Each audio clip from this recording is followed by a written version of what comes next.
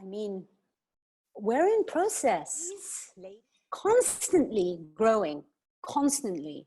So we cannot, just in our personal journey, when I tried to stop smoking, and I did, and then I started again and I stopped. The whole thing is a journey, right? Constantly growing, constantly processing, constantly integrating. I'm 45 and I have patterns and beliefs and habits that I spent 45 years mastering. I am going to be gentle with myself if I don't break those habits overnight. Now let's just magnify that into the human race. And how about if we want to talk about the law of attraction?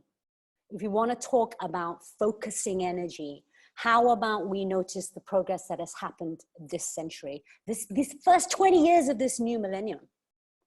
How about we notice that? How about we notice how this time when 2 years ago, maybe it was last year when there was another virus going around here in Asia, we get them every year, guys. It's like no big deal. Now it's global.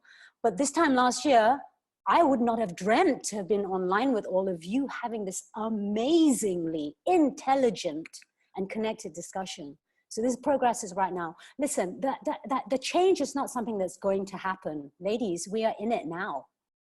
We're living the change now. These are like the most radical times to be alive. You know, our kids, our grandchildren, their grandchildren, they're going to be talking about this. And if they, in fact, why don't we make it worth something to be talking about? So it's because you're like, well, what if this only lasts 1 week? What if only 10%, only 1%, only 0.01% of our global population makes a shift? Wow. Wouldn't that be amazing, is what I would say. And rather than live what if and think and focus about what if this happens as a, not from a scarcity, but if it doesn't last, there's two ways maybe that we could discern how we want to focus our attention is, what if it does last? And this is not about being delusional. It's like, how do I want to feel right now? Okay, and in real terms, when we talk about something lasting, we know life is all about cycles. You go up, you go down.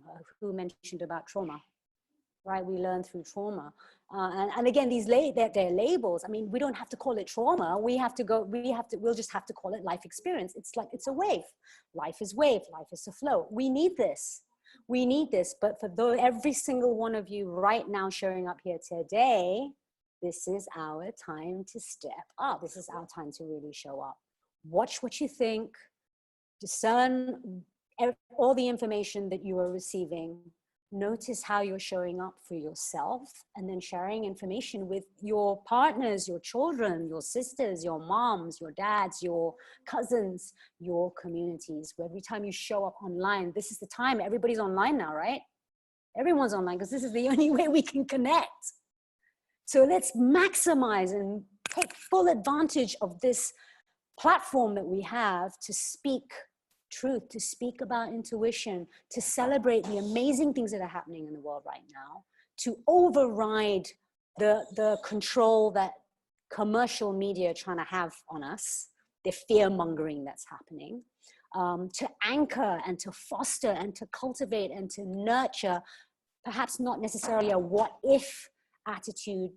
Yes, fear is very real, I get it.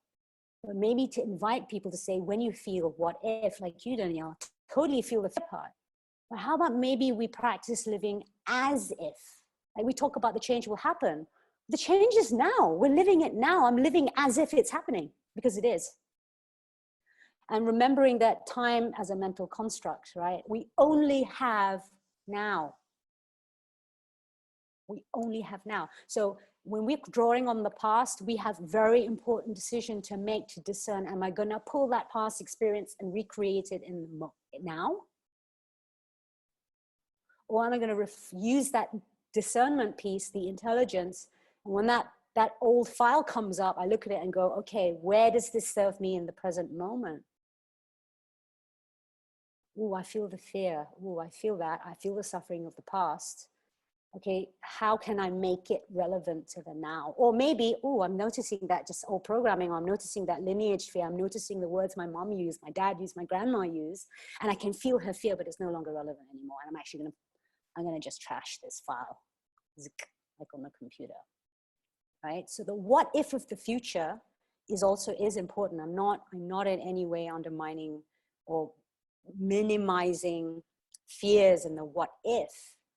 We need to, I guess that's the invitation also to, that you have been sharing with us, Daniel, your practice of, oh, I'm feeling that fear, and then the ask, and then let that wisdom drop, right? It's that beautiful statement, what if I fall, but what if you fly?